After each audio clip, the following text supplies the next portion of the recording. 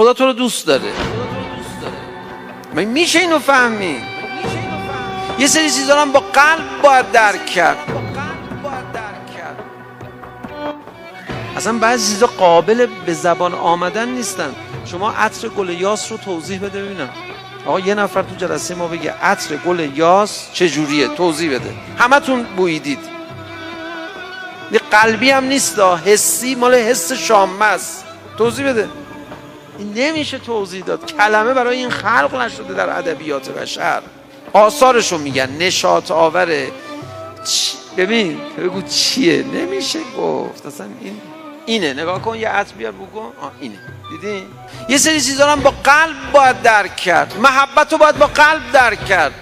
خدا تو رو دوست داره. من میشه اینو فهمی؟ خب چه توضیحی؟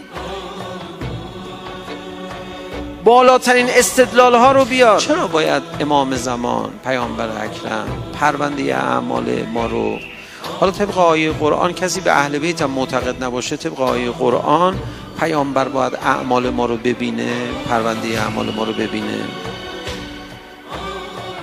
چرا هفته 2 بار لااقل باید پرونده اعمال ما به امام زمانمون عرضه بشه؟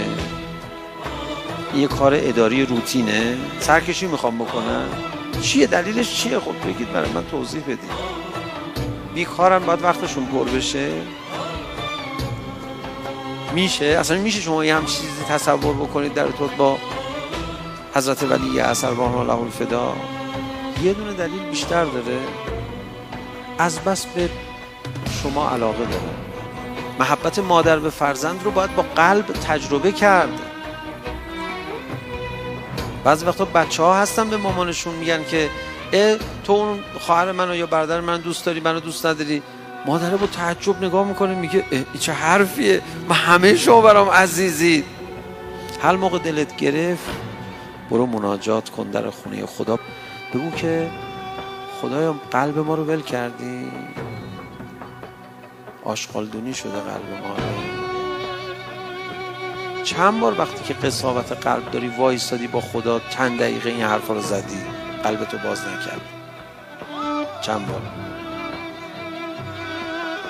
من حاضرم تو میلیاردها انسان بیستم بگم یه نفر تو این جمع بیاد بگه که من چند بار رفتم قلبم و خدا نوازش نمی کرد نرم بشه، قساوت داشت، اشکم نمی اومد، دوست نداشتم ذکر رو، دوست نداشتم خدا رو، دوست داشتم گناه و دوست داشتم غفلت و دوست داشتم هوس بازی رو، همون حال رفتم در خونه خدا. یه نفر تو میلیارد آدم بلند شه بگه وایسادم گفتم خدایا قلب ما دور انداخته شده، قلب ما هری به درد نمیخوره.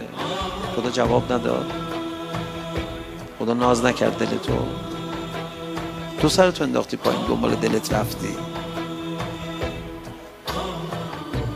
خدای این احساس بد تو دل من هست، درستش نمی کنی، درستش کن، خواهش میکنم.